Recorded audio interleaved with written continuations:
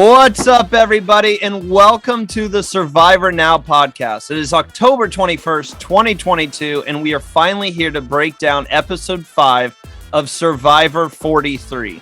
This week, we witnessed the most comparable poker experience ever when Janine risked it all and won, and then risked it all again and lost. We also see the beginning of the end for the Coco tribe as they fall once more in the immunity challenge, leading to Gio's eventual elimination.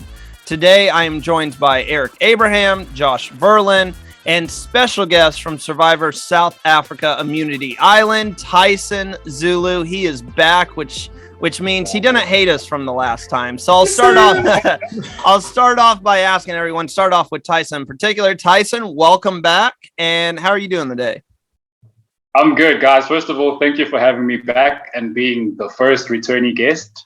And I'm good. Everything's fine. How are you guys doing? Fantastic. Always a good day talking about Survivor. Hey, what about you, man? How are you? Yeah, for sure. No complaints. I'm about to play my first online Survivor game this evening for Hearts for Reality Challenge charity. So that's going to be pretty fun. Get a chance to play against some of the fans. So I'm actually doing a Survivor breakdown of all the players before I start. So I'm ready. So that's what I'm doing next. Definitely check that out if you can. I love online games. They're so fun. So definitely, if you've never done one, check it out. But we are here to talk about episode 5 of Survivor 43. And gentlemen, I feel like this was another good episode. I think I do have some complaints as always, but I think overall it was a solid episode. So we got to start off with the elimination, because that's kind of what we've been doing before we get into the super big topics. And we say goodbye to Gio here. And I thought Gio's season was really interesting because I kept looking at him as he's kind of cocky. You know, he's walking around, him and Ryan are like, we're running this show. No one can touch us. I don't know. I didn't get a sense. He was definitely cocky, but they kept saying strong player. I just felt like Gio was kind of being overrated by his tribe, or overhyped by his tribe all season, and could never really get off the ground running here. So let's start with our guest once more with Tyson. And what do you have to say about Gio's elimination here and how it all went down? Because I mean, Cassidy really did not. Did I say Cassidy? It's Cassie, isn't it? Cassie. Yeah. Cassie really did not want to vote Gio. She wanted to go Ryan, but she kind of had to go with what her alliance members wanted to do here. With Gio's case, from a player's perspective, it's the typical you're too confident, so you're easy to blindside. For me, like, it was a very obvious move, because the moment you get comfortable in this game, you should know that something's wrong is about to go down. And it's a difference between being comfortable in the game and then being open about your being openly confident and cocky to the rest of your tribe. Because, for example, in my season, I was very confident because I knew exactly what was going on. But at the same time, I was never loud about it to everybody else. I was only loud about it in my confessionals. So it's for him, I think it was an obvious vote to me, because, like, based on the position in the tribe, obviously, as the viewers now, we get to see what's going on. But, like, based on his position in the tribe, he wasn't really a strong player that they basically made him out to be. But he stood out. And in a game like this, especially when it's still tribes before the merge, you should do everything possible not to stand out. So the fact that he stood out, and he was also labeled as cocky and arrogant and bossy and all those things, it was a very obvious vote for me. I think that Karla is doing a great job of doing exactly, Tyson, what you just said. Of, like, Karla is playing the best game in that tribe, but she's not being super boastful about it. But she's clearly behind everything. And this felt like it was just a matter of time coming for Gio, because Gio was just playing, like, way too hard too early. But then again, the other thing, the best thing I've seen online the last couple of days was the knowledge is power advantage isn't the advantage. The advantage is having knowledge of the knowledge is power advantage. and it's so true. Like, as soon as Karla knew, hey, Gio's got this thing that can potentially really impact my game, and he's not thinking about using it right now, this is the best time to just eliminate that advantage entirely. And Gio just told the wrong person. But I think we're learning with the knowledge is power. You got to keep that to yourself, even more so than you keep an immunity idol to yourself. Well, I'm concerned about For sure. how did Ryan was the only one that knew to throw the challenge. Usually when you throw a challenge, you let somebody else in on that. Yeah, you let someone know exactly. I'm still 50-50 on whether or not he actually threw that challenge or just came back and was like, oh, I man. was also wondering about that. Maybe he just came out and said, "Man, I sucked." Yeah, I was throwing it the entire time. Yeah, sure. With how I saw it exactly like that. Like he didn't really perform well in the challenge, but he doesn't want to look bad to the viewers. So he goes into the confessional talking about, he's trying to spin it as if, yeah, I threw the challenge and this is my plan, this, that, and the third. And if it was your plan all along, your closest person went home. So it couldn't really have worked out. Well, I was going to Definitely say, wasn't a good if he did actually throw the challenge, this is another lesson to any player who goes out and plays Survivor. Never throw a challenge like we've talked about it before. Okay, Josh has an argument. I'm actually going to disagree. I think the lesson is if don't unilaterally make the decision to throw a challenge. We have seen in the past, and I'm almost positive it was Pearl Islands, but I know it's happened a couple of more times. I just haven't researched. I have to remind myself when exactly that happened. But we have seen times where tribes make the decision, hey, we're going to throw this challenge to get out. I think Russell Hance may have been another one of them. Yeah. Yeah, but that's the whole tribe, right, not so that's one what I'm saying. person. So, right, exactly. So I think the lesson is if it's you can throw a challenge if it's a tribe decision and everybody's in on it. But if you're one person, then don't throw the challenge to force everybody else. I still never like throwing the challenge just because I think it's way too big of a risk. Like if the tribe came to me and say, Randy, let's throw this challenge to get this person off, I'd probably be like, no. Like let's just try to get him off later. Let's make it to the merge and then we can turn on him and get him off. Like I don't like the odds if you throw the challenge. I think from my perspective, because I was in a position where we didn't really throw the challenge, but we were in a tribe that sucked at that point in the game. So we were happy to lose challenges because we wanted to get people off anyway.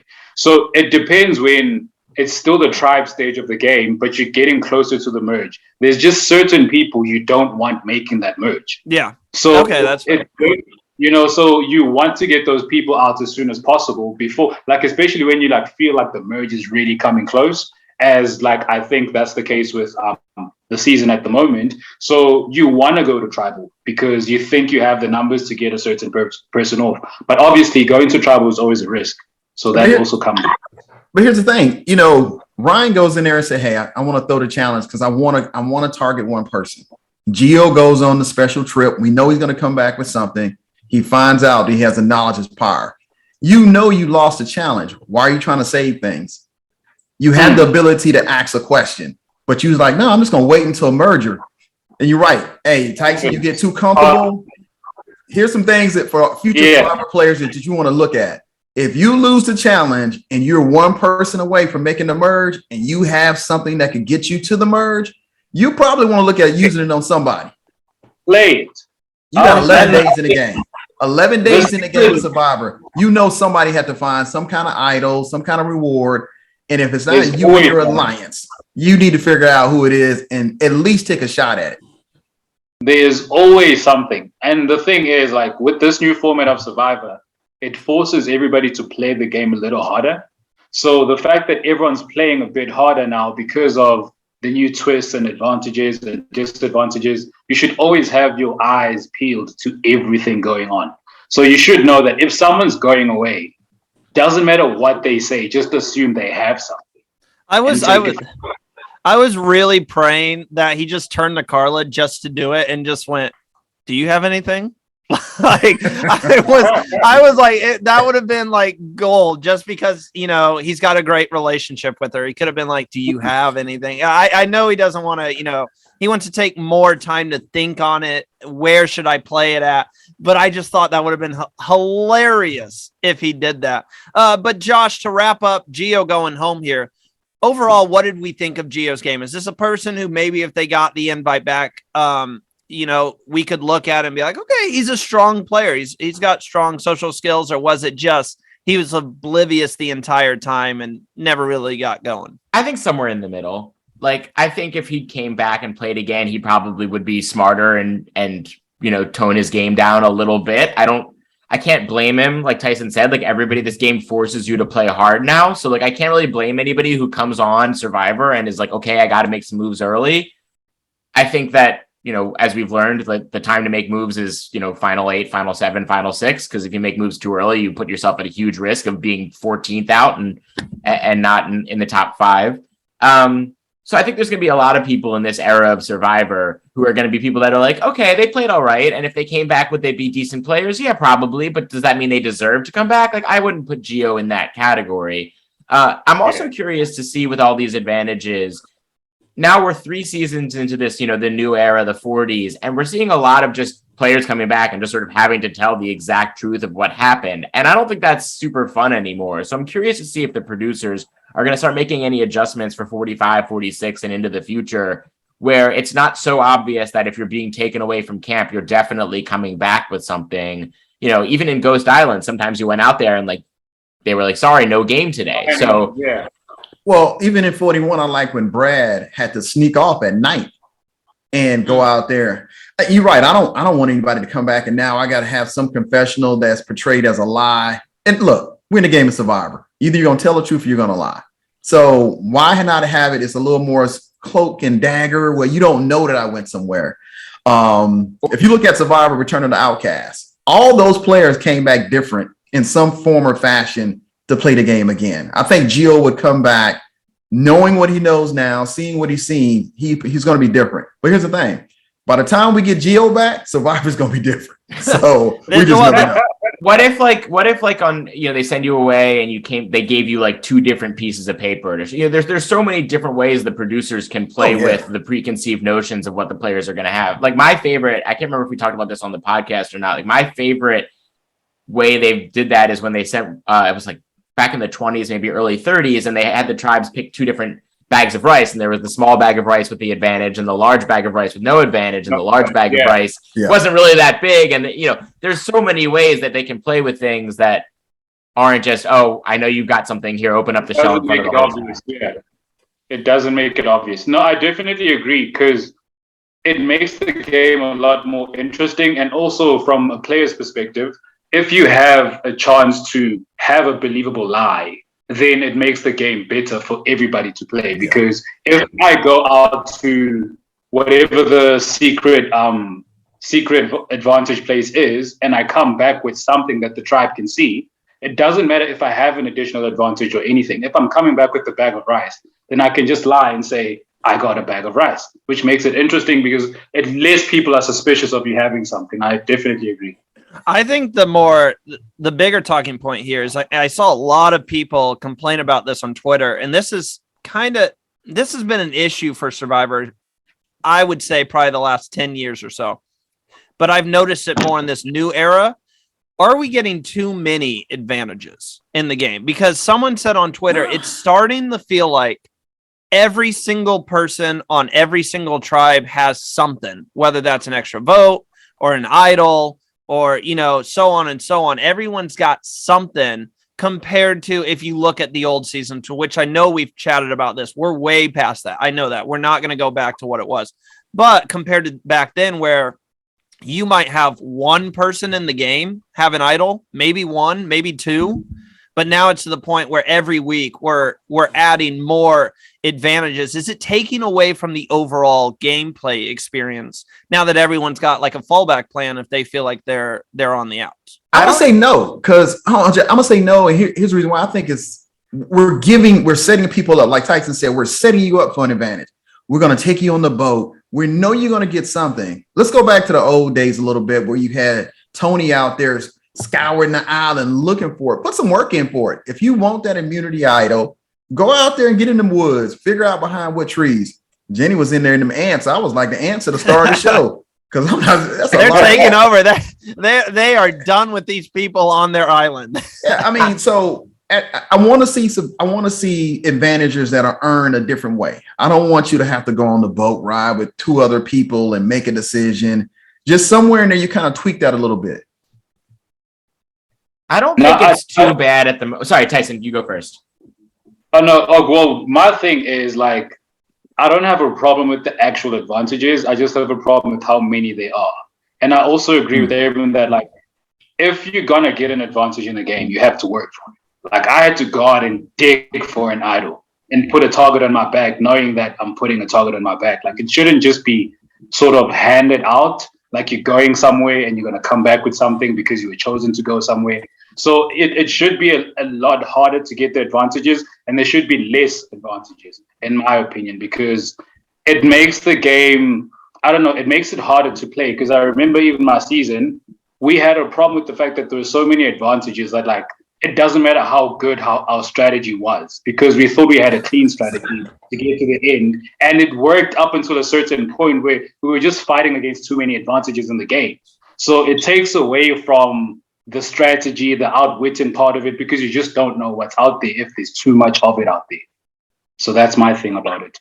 Yeah, I think it's funny because Randy, you and I are both watching Palau right now. Yes. And I think when you go back and watch some of the really old seasons, you say to yourself, man, like some of these votes are too easy because nobody's out there like, oh, could they have an idol, or is there something that makes you think a little bit? So when you watch that end of it, it then becomes easier to be like, no, advantages are good because it evens the playing field out and it gives people that maybe wouldn't typically have had a chance. It gives people a reason to not vote for them because you don't know what's out there. But I think we're just a little heavy on them. I don't think it's crazy. Yeah. Like I don't think we need only one idol. Like right now we have, 3 tribes, one beware advantage in each tribe. Okay, that's fine. That's 3 idols out there, but you do have to work for those. You got to find them and then you got to do the thing. So that's not too bad. And then we've had 3 trips out to the island or floating dock, whatever it is. Can we retire that after this season? Sorry, I just got to throw that out. Can we be done with Prisoner Dilemma Island? We've been there, 3 times so far this season? Let me tell you something. We've got the knowledge is power. We've got Gabler's 2 tribal idol, and what was the 3rd advantage? Well, the beware advantage. We have to steal a vote. No, we have to steal a vote. Steal a vote. Yeah. We had to steal a vote. See, So if there were no, I think like now they just like that should be it, or maybe they should have spaced these 3 trips, like because I think having among 13 players having 3 idols, a steal a vote, and a knowledge is power. That's not awful. That's not 5 or 6 idols. Like, it just happens to be that all 3 of these idols are activated, but they wouldn't necessarily have to be. Well, then you have Gabler's idol as well. Right. But that's only, for one more. Well, here's the thing. Gabler's idol is a perfect scenario. You got Gabler has an idol that he can utilize at 2 tribal councils. He's got one more that he attends. Then you have where the beware advantage is now in play. Then you also have where you lose a vote. Now you are playing Survivor because now you got to figure out, do I target this person because they don't have a vote and they came back and told you they didn't have a vote? She opened it up and said, hey, I don't have a vote. You become a target now because do you play your idol for yourself? Then you have Sammy telling Gabler, oh, by the way, afterwards, you've given her exactly what she needs to make her immunity idol to be effective. To me, in that particular trial, Sammy is the one running things because he's playing both sides. He's getting information. He's leaking it to Gabler. So okay, but let's stick with the idols for a second here, Abe. Like, do you think we have too many idols in the game right now? I don't mind the idols. I mind how you get the idols. Mm. Because I think everybody's going to have a ability to be able to change somebody's direction. So when you find an idol and you share it with one person and then they share it with you think is not on your tribe, now you got to figure out, how do I play it? But if I know that you have something, now I'm like, okay, you're off the list altogether. I can't even focus on you because now I got to either take out your ally or I got to target somebody else entirely. Who do we see go leave? Well, she left because she just kind of self-imploded, but let's turn the tables to someone who this week it's starting to get a little big for her britches a little bit, if you want to say it like that. Janine came out of nowhere and she's like, all right, we're going to start playing day 11. Let's start doing this. Finds the beware advantage. And you're like, wow, okay, there you go. And then risks her vote. Sorry, I can't say risk today. It's just not getting out. Risks her vote and then loses her vote. And obviously she doesn't know how important that is, but I was looking at that like, girl, you might have just destroyed your game. Lucky for her, it looks like we're going to the merge next week, so it doesn't really matter. But guys, what did we think about Janine's performance in this episode? Josh, I'll start with you first, man. She had a strong No. ish episode. Yeah, I'm still not sure what to think of the risk, especially when like it seemed pretty obvious, like that Gio. There's no real upside to him saying, "I'm gonna risk, I'm gonna risk, I'm gonna risk," and then choosing to be safe. I'm not seeing, like, I know it's a prisoner's dilemma, but I'm not really seeing the upside in that for him. So if he's saying he's gonna risk, you got to trust his word on that. So then if you're Janine and if you're Jesse, I don't understand why you're then risking your vote at that point. Well, I guess they do lose their vote, but you do have a 1 in 3 shot, which changes what it was. But which Janine's was already if everyone got risked. she's already Yeah. got an idol. I agree with Josh because I think someone on the show mentioned it that she already has an idol. Mm-hmm. So the fact that she went out there and she still took a risk, she's now put a target on her back for trying to play too hard because it's like being greedy. Like if you're seen as somebody who wants to be greedy, they're going to put a target on your back. I mean, it puts a target on your back. So I also agree. Like, I didn't understand why, when somebody's already said that they're going to risk it, why would she also try to risk when she's not at risk of going home? And even if she was, she still has an idol. And here's the thing. You got 2 phases of Survivor that you're playing. Before the merge, after the merge. And the one thing you don't want to lose before the merge is your ability to vote. And she had no reason to do it. None at all. That doesn't make sense to me.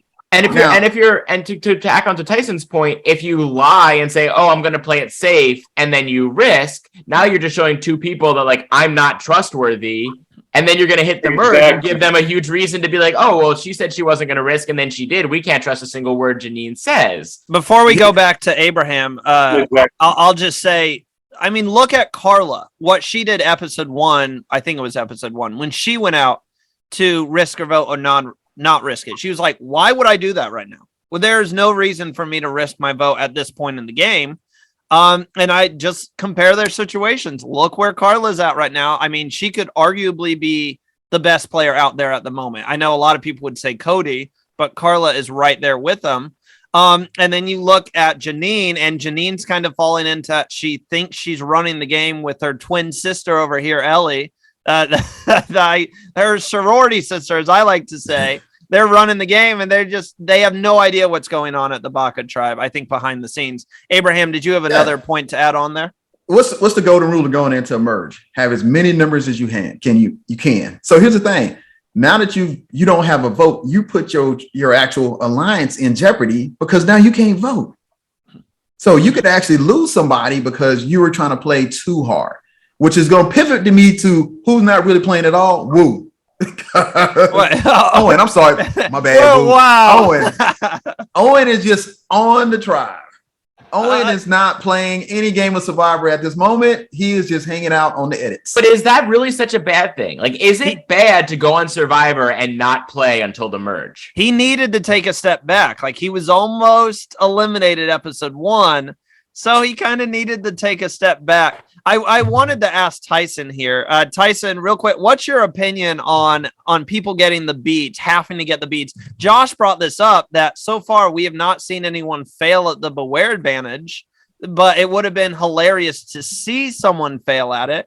And it was looking like, oh, I don't know if we still have Tyson. He does look frozen. Tyson, Yeah, I just know. He got that frozen look. You'd be like, hey, hold on, wait a minute. I thought you I should have just let you roll with that. I should have been like, sure. I think we might have him. Tyson, you there? I can hear you guys. I can see you guys, but I can't see myself. We got you with a still photo. Yeah. All right. Well, we still have him, but wait, hold on. Well, I can see myself. Let me stop the video and bring it back up. see if he's moving. Hey, Josh, you wrong. Yeah. Well, no, I thought you were just being super still. You were literally Tyson. You were just sitting there like this. Yeah, no, we got you were just like sitting there. But no, we were very close to seeing the Beware advantage not work out here. And I thought we were finally going to see someone just get screwed with it when Mike was like, I'm saving this for my daughter. But no, she's like, what if I give you this green one back? He's like, all right, fine. My daughter will be fine. You take it. So like, we were very close. with this particular Beware advantage, it's hard to sort of pick up on it because it's something so random like beads. But like with again, because there's so many advantages and different tricks with this new format of Survivor, personally, I would pay extra attention to everything that's going on. If there's somebody that wants something specific from every single person, then I'd be suspicious about it. I'd try to give you something that you're not asking for to see how hard you're trying to get the one thing that you ask, because that makes it suspicious. So I don't blame the players for not picking up on it because it's something so random, like it's just a bead. But at the same time, it's like they're trying to get it from every single person. So that should tell you something, you know? Hey, Tyson, you're talking to season 46 players. 45 probably got the same trap. Well, Tyson, like, so what do you think, as a former Survivor and someone who went deep into the game, like what is the right level of paranoia for Survivor? Because last week we saw Lindsay get too paranoid. She's gone. And then we have all three tribes get not paranoid enough about this bracelet. And now we have three idols out there, probably easier than the producers expected. My thing is like, if you're in the game, don't be paranoid, but be aware. Be cautious, be suspicious of everything, but don't be paranoid. And paranoia is the one thing that I think puts the biggest target on your back. Because, for example, in SA Survivor perspective, the last season, Dino won the season. But the season before, Immunity Island, Dino was in my season, and he went out before the merge because he was just too paranoid. Nobody wanted to work with him. Nobody was as comfortable having him around because if you're too paranoid, you're a liability in one of two ways. Because one, people don't want to work with you because they just think, you're too volatile or whatever the case is. Or two, you just become too suspicious. Like, why are you this paranoid? Why are you having, like, everybody, you can't. Or another thing is that like it gets annoying because when you're on that island and you're dealing with all these different personalities, it gets very annoying when there's somebody that's paranoid and you're trying to reassure them all the time. It's like you're babysitting someone's feelings, and it gets very annoying to the point where you just want them gone.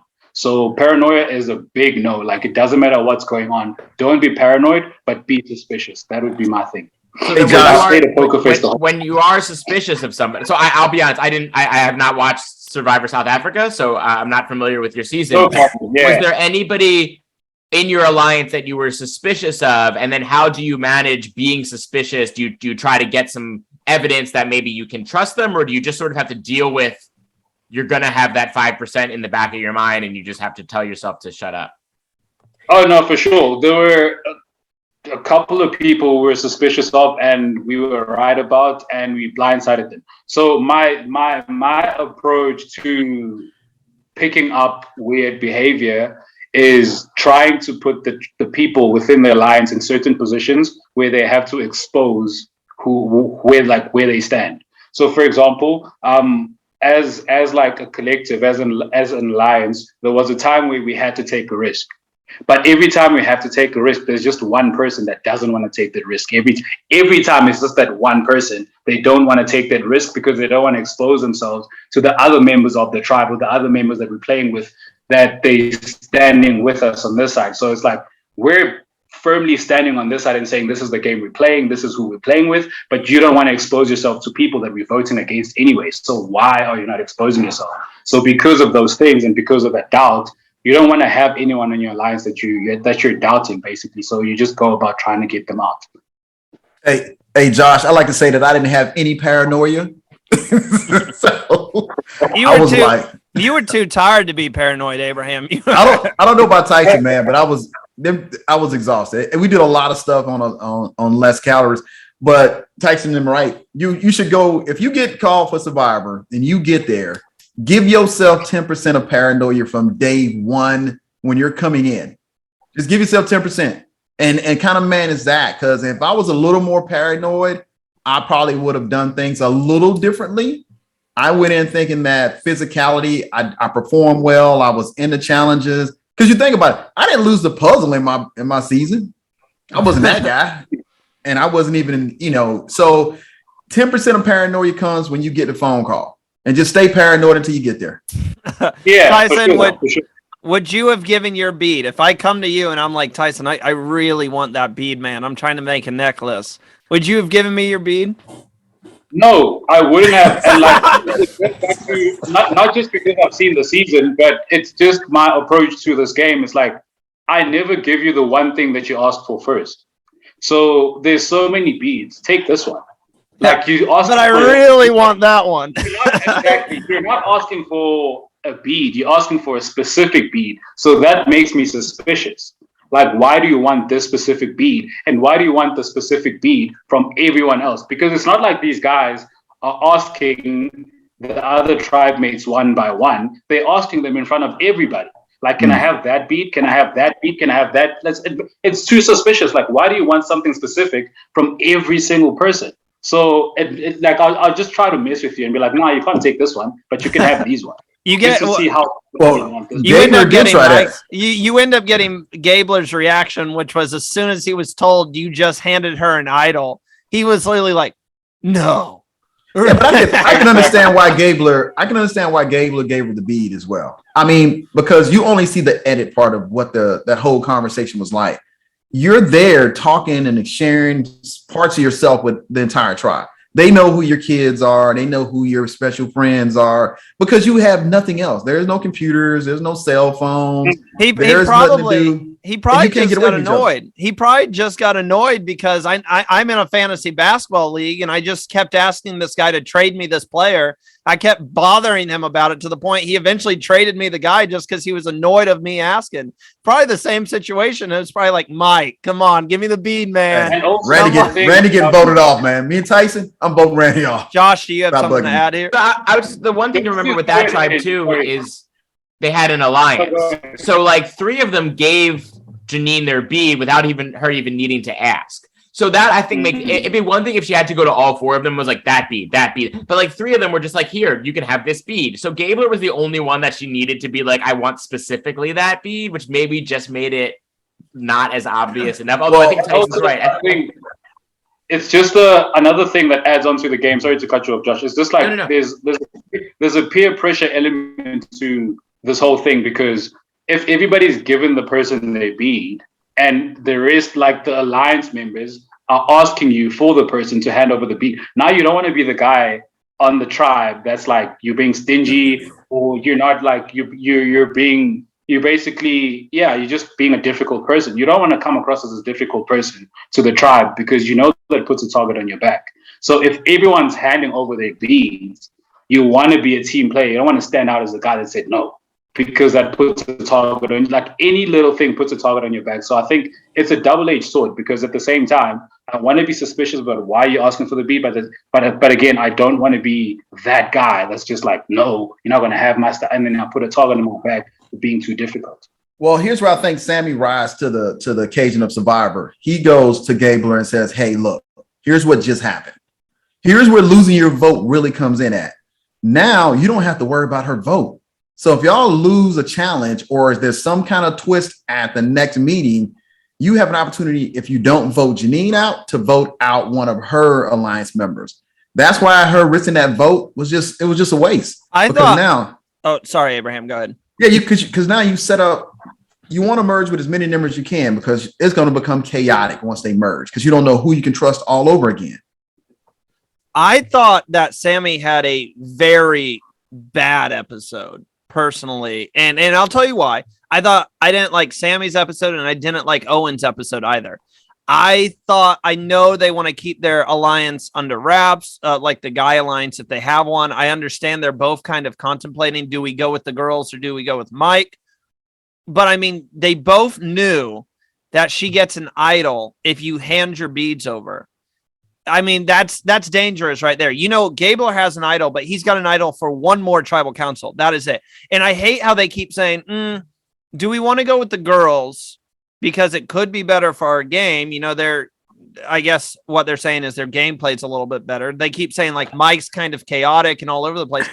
Mike's just, I mean, that is someone I'd kind of want to work with, someone in Mike's position, because he has proven that he's not the best at gameplay to say. And I feel like hold on. Owen and Sammy, I feel like could run that alliance. I feel like Mike would just be along for the ride. And I'm like, why would you hand your beads over? I would have got together, and as soon as we knew that would make an idol, no, we're not giving you our beads. Yes, it draws a line in the sand, but who cares anyways? You don't know the merge is coming the next day, and you've got 3-on-2, and now she doesn't have an idol.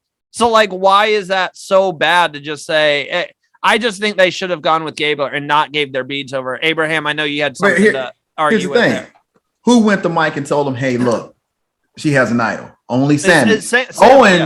Owens playing the swing vote. And that's not really a good swing vote either. He's just there.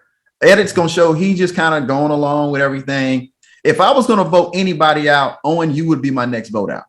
Well, if I was like Mike and Sammy came to me and said, you just handed her an idol, I would have literally been like, why did you give her your bead if you knew it was an idol? 100% I agree with you, Randy, because because Sammy was told before this whole thing went down, like he knew about the advantage that this person is trying to collect beads. So as soon as I find that out, I go to my alliance and I'm saying, yo, listen, this is what's about to happen. This person's going to ask you for this. So make sure you don't give it to them. I'll give it to them because it's going to look like I'm playing ball, but make sure that you don't, so that they don't get to play the idol, don't get to have the idol, whatever the case is. If he's trying to be undercover and not look like he's blown the plan up. Because if you know that the person's going to come to you, ask for a bead, and if you give them the bead, they get an idol. Why would you give them the bead when you have the information about it? I also didn't understand that part of it. I think we're forgetting one key thing here, and that's we're assuming that the players don't know the merge is coming. But so far with the way this season has played out, and they've all seen 41 and 42, which had the fake merge at 13 and everything, I would think actually they probably are thinking like the merge is right around the corner and what's the best way to set us up.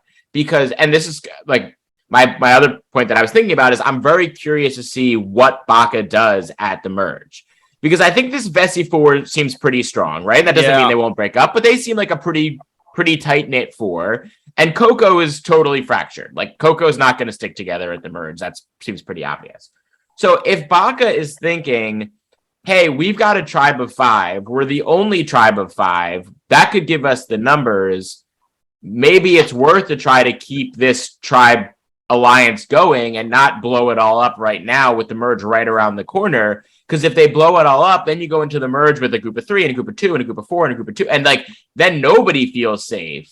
They could be looking at this and saying, hey, all right, we're going to give Janine this idol and we're going to use that to when the merge hits to say, hey, look, we gave you this idol. You can trust us. We're with you, and help themselves get a little further in the game. Because eventually everybody knows it's going to break apart. But if you can get yourself from 13 to 10 or 13 to 9 by eliminating Coco, starting to knock off some Vesi members, before then everything starts to hit the fan. You hope by then Janine's used her idol. There's more advantages out there. It's less of a problem. If you draw that line in the sand then, and then the merge hits, like forget any chance of that alliance sticking through. I'll add on to that. Abraham, go ahead real fast. Well, we also got coming up on the merge this season, there is no hourglass. Mm-hmm. So I'm interested to see what is going to be the defining factor to eliminate that next player that you need to even make the merge happen. So that's going to be pretty interesting. So I'm looking forward to next weekend's episode. In the preview, they literally said, I think I saw drawing rocks or something like that, and they said like someone's about to go home. So I really hope, I don't think it's going to be this, but I really hope it's not one of those instances where we're just going to draw rocks and whoever gets this rock is going home. No way. I would be. No chance. But I will say I think this is kind of a bold prediction. Adding on to your point, Josh, about the Vesi 4, we talked about it earlier, gentlemen. We really didn't see anything from Vesi this episode. They won the challenge. I mean, we saw Jesse go to the island.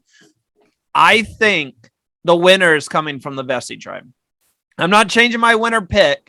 I said it was Ryan, and that's my prediction for the entire season. You got to keep Randy on track because I know I said Ryan, but what I'm saying, I really do agree that 4 of Noel, Jesse, Dwight, and Cody. I mean, Jeff could not get enough of them during the challenge. How many times do we hear Jeff go like, they are working so well together? And I just feel like that is a tight 4. we know Coco is in shambles, like you said. I can't remember if I said it in the intro, but it's the beginning of the downfall for Coco. They're going to be all over the place. Baka has a guy versus girl thing happening with Owen in the middle. Who knows who he's going to work with? I think whoever pulls in that Vesi 4 is going to kind of run the game. And now, obviously, it's not going to be a pagonging of any sorts. This is modern day Survivor. I'll probably end up being wrong about it next week. They'll probably all go all over the place.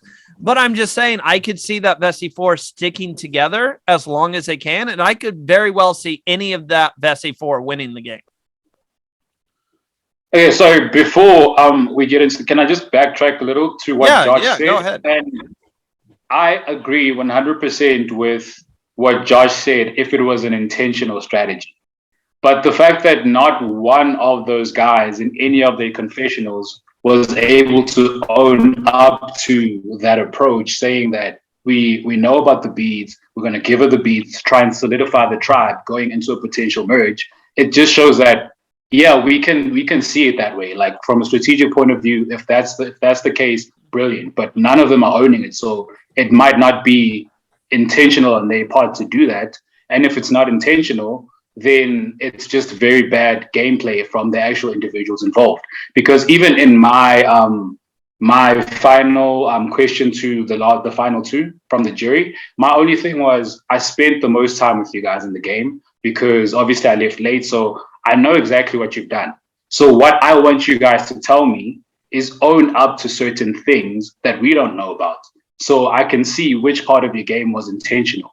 So don't get to the end and claim that this happened because I did this. I want to see along the way, what you're owning up to, because that shows the actual game that you're playing, as opposed to being a part of a good move by just, trial and error. And correct me if I'm wrong, Tyson, but they didn't. There really wasn't any confessionals one way or the other to say why they gave Janine the idol. Exactly. We don't know. That's the thing. Like if you were the player, I'd say 100% brilliant strategy because you actually pointed it out. But not one of them actually said, I'm doing this because this is the outcome, or this is the intention, or this is what I'm trying to get to. They just went with it for the sake of going with it, and I don't understand it from the gamer's perspective. Like, what are you doing that for? We never got their thought process. We literally saw Sammy and Mike like afterwards, literally sitting on the beach, going like, "Oh my gosh, she has an idol." Well, yeah, she's got an idol. You just handed her an idol. You had a chance in the game to deny someone an immunity idol, and you just went. But see, I think the fact that Sammy was so cool about it goes more to my point. I think he thought through it, that he wasn't like, "Oh my God, what did we just do?" He was like, "Hey, just FYI, this is what just happened." But he's pretty comfortable with it. But another thing is, in typical Survivor fashion, Sammy's a physical guy. And if you're thinking a merge is coming up, you should know that you're going to be one of the very first targets because they don't want you there as a physical threat when it goes down to individual challenges. So why would you strengthen another player if you're not solidifying that bond? Like, we didn't see him go off with, okay, he's close with one of the girls because the girl actually told him about the advantage, but he's not close with the girl they gave the idol to. So why not go to the actual person and try to, establish or solidify that partnership going into a potential merge? Because you know that if you've now okay, I know what I'm giving you this bead for, so let's actually work together. Because now I know if you go into a merge and I'm a target, you can protect me because I gave you this advantage. But so I just don't understand the gameplay. It just seems very careless, in my opinion. I wonder if we're going to see a scene like that once the merge happens, that he'll go to her and take her aside and be like, "Hey, FYI, like." Well, the only person that can't get voted out is Gabler. Once he goes to that, he's in a great position if he understands that. He goes to that next tribal council. He has no reason to keep his idol. He better be playing it. You might as well play it for yourself. But I think he's aware of it because I think in one of his confessionals, at camp they showed him saying that he thinks it's not effective anymore. Like, he thinks he can't play it anymore because 2 tribal councils went on. But in his confessionals, he actually did come out and say, "I'm playing dumb." So I think if they want me to play dumb, then I'll play dumb. So I think he's aware of what's going on as far as his idol is concerned. To remind everyone at home, the 3 people who have went to the Survivor jewelry store and now have idols is Cody for Vesi. He has the idol hat, which I really hope he actually wears it when he wants to play it one day. And then you have Karla and Janine who have bracelets now. I'm very interested to see heading into the merge if it's like a complete merge episode next week, which I think it is. I'm very interested to see if the guys from Baka go to other people on the other tribes and say, hey, was there ever an instance where people were asking for certain beads? Because they know that now. And then if they do that, and if they go to other people for Vesi and Coco, instantly puts a huge target on the three of those people. Yeah, it blows up the game completely. It blows up the game completely. How many people know? Like, we all know Baka, like pretty much everyone knows on Baka. But like on the other tribes, who knows that, that's an idol now? I don't think anybody does. Maybe someone for Vesi? I think no. No, I don't think so. So, like, nobody knows other than the entire Baka tribe. So all it would take is one person, Gabler or Owen. Owen's someone who hasn't really found his footing in this game. Gabler, a wild man, as they say. All it takes is one of those two to say, oh, you want to see something fun? You want to see everyone start to scramble? And just say, hey, everybody who gave up beads, whoever you gave your bead to has an immunity idol. I think it could be really entertaining to watch. It's going to happen. It's going to happen sooner rather than later because Baka all knows about it. And even if they're just going to try to figure out who else has it. So even if they do it, a little bit just, under the radar, they're going to have to be, hey, did you give your beads to anybody? And then it's just going to quietly get around. Like it's going to spread like a wildfire because even the guys that actually collected the beads, they're going to I'm assuming they're going to want to know who on the other tribes has the beads too, because they know what it comes with. So I just think there's too many people that know about this thing for it to stay quiet. I wouldn't be surprised if all three Beware and Idols get played at like the same tribal. Well, I think Cody's gonna blow it up. He just seems like that kind of player this season where why would Cody blow up his own game? Because Cody was the same one who wanted to take the machete. Cody came to play the game of Survivor, so it's going to be interesting when you put all the tribes together in one tribe to see who comes out ahead. Do we see the three idol getters getting together, like banding together, or no? I see two of them getting voted out with idols in their pockets. If they get cornered, I think they might band together to try and work something out. Because I mean, if it's the three of us and we all have this huge target on our backs, then it only makes sense for us to try to work together to do something.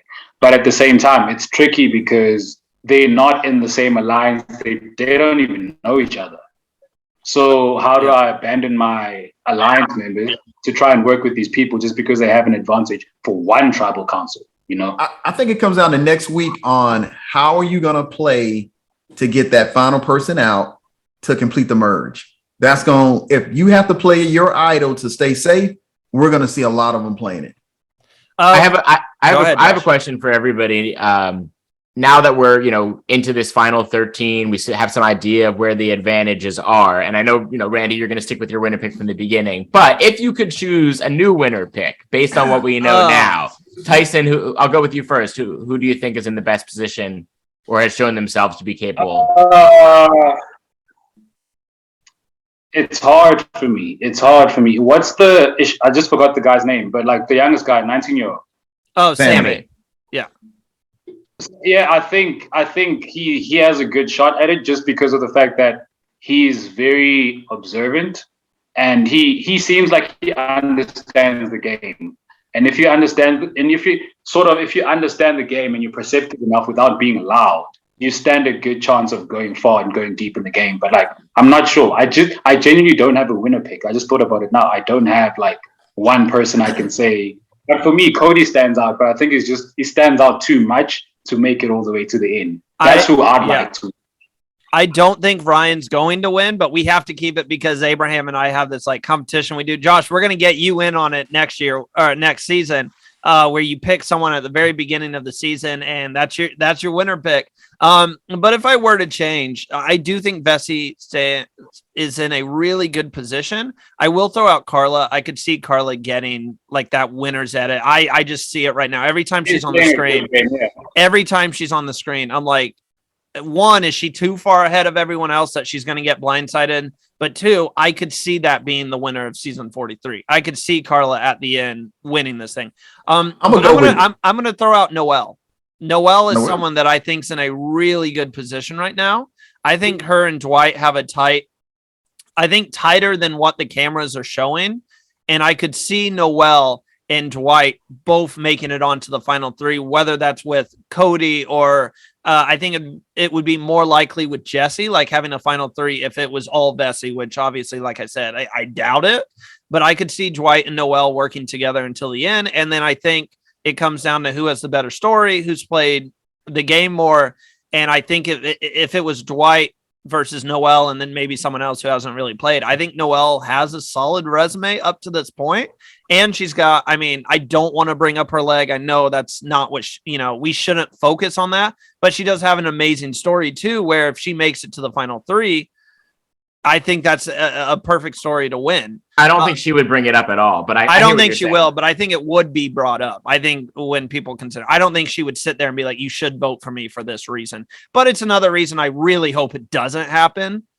And unfortunately for her, I could see it happening. I could see people being like, we got to get Noelle out because of that story. She will win if she makes it to the final three. So I hope it doesn't happen. I hope they don't look at it like that, but I could see it happening. Abe, who do you got? I'm gonna go with Jesse. I'm sorry. I'm gonna go with James, not Jesse. I'm gonna go with James, and here's the reason why.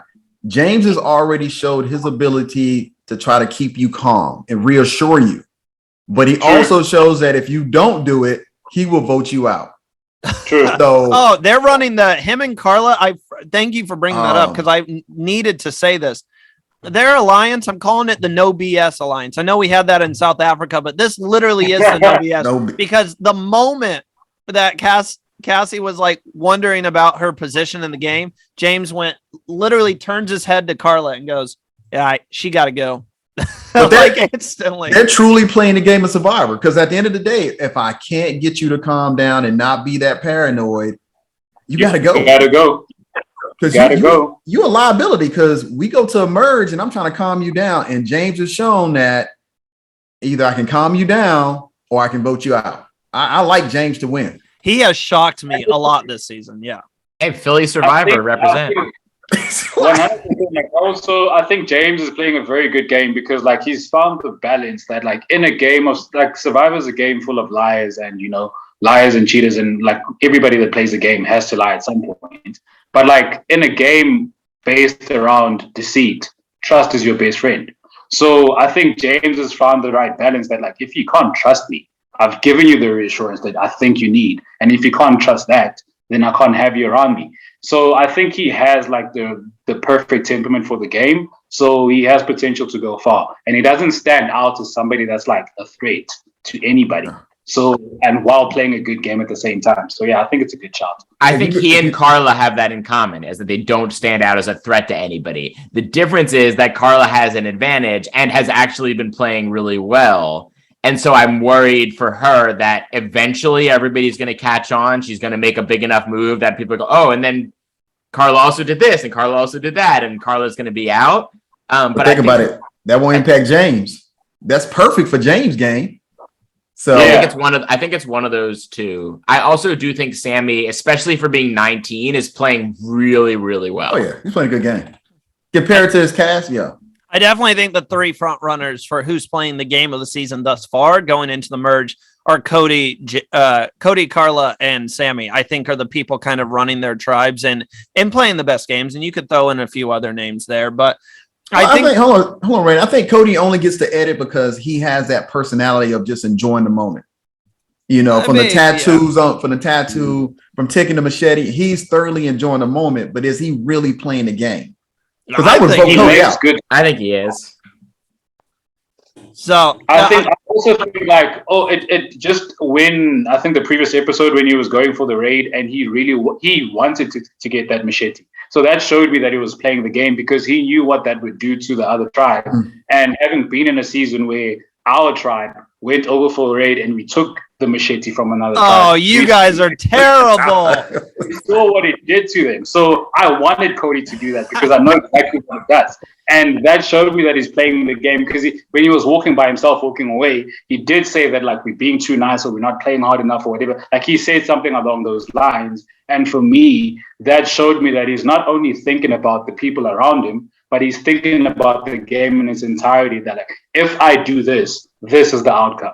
Whereas everybody else is just trying to be nice or not stepping on toes. So there is like a villainous side to him. And I like that in players because, yeah, I like the players that have a darker side to the game because it shows you that you're really ready to play and do the moves that's necessary. Tyson has no heart, confirmed. Villain confirmed. Taking machete. They did call the robot in the season. So I like that part of the game. I'm not going to lie. I love it. But yeah, I think we've covered everything for this episode, and it's going to be very interesting to see what happens heading into the merge. Like you said, Abraham, they got rid of the hourglass. Thank God. Now I will say the last. Oh, hold on. I hate to cut Randy. I can't let this go. We heard the mythical speech. What about the shot in the dark? Ryan said it. I was like, "Oh, we still got a shot in the dark on this season?" No, they still have it. Yeah. Nobody has said anything about the shot in the dark until Randy said it during the confessional. I like to go ahead and give a moment of silence for that. No, yeah, terrible idea. Whatever. They need to abolish that as well. And the only kind of critique I had for the episode that I wanted to make sure to throw out is we don't need to hear the rules of the advantages every single episode. I know Survivor has said they've cut some stuff because they need to save time. You can save time by not reading us the Beware advantage for the sixth time. And I say sixth time because they have them read it. And then they always do a confessional of someone else explaining what they have to do. So like that is a good, take all 6 of those and cut it down to maybe 2 at the very least. And that saves you a couple of minutes. I was watching that. I'm like, okay, are we really expecting people to be tuning in for the first time on episode 6? I mean, I'm sure there are people who are like, hey, let's just watch Survivor today. But I'm like, cut it back a little bit. I have a very timely joke to make. Yeah.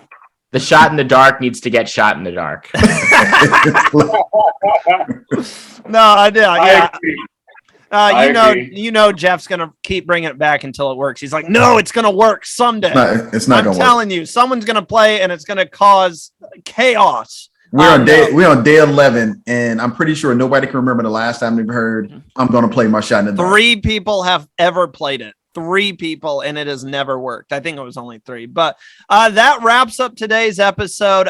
Tyson, man, thank you so much for coming back on and chatting with us again. I want to say this isn't going to be the last time that we speak with you again. Maybe not even this season. We might have you back this season. No, for sure, guys. I'm down to get back anytime you guys want me back. So I enjoy talking to you guys, and thank you for having me back. Hey, Tyson, when you produce your first movie, I don't mind a cameo role. I'll come over and walk whatever you need me to do. I got you guys. I got you for sure. No, well, we've been chatting about going to visit South Africa, and we want to head out there and visit, some of the people we meet. And you're on our list. We're like, if we go out there, I want to do a workout with you, man. I want you to. You would kill me. No, you don't. We gotta get him to Philly. Yeah, 100% because I have to go to the stadium and watch the game. Yeah, so I'll definitely. I can take you all. I mean, if you're a basketball guy, I can take you all around the city and show you all the good spots. Yeah, I'll get you. I know the Pacers. The Pacers are playing the Philadelphia 76ers later this week, so. I'll be messaging you later this week when we can have some fun on when you guys probably blow us out of the building. So, maybe that's when I'll get my first win of the season. Well, thank you guys so much for tuning in. If you're listening to this, make sure to follow the show on Spotify. If you're watching this, hit that like button, subscribe to the channel. We really do appreciate all the support. And make sure to go check out our Patreon. We're starting to get some really good early access content for you guys over there. But don't be concerned. Everything that you have been getting will continue to be on our Spotify and YouTube feeds. It's just a little extra for you. But anyone else have anything to say before we hop off here? I am looking forward to playing Survivor tonight. That's where I'll be at. I was going to say, Abraham usually at least has one thing to say. Look, I was looking at a piece of paper. I'll be playing Survivor tonight. So my weekend is all Survivor for Hearts for Reality charity. That's where I'll be at this evening. Well, thank you guys for tuning in. Gentlemen, enjoy the rest of your day. And until next time.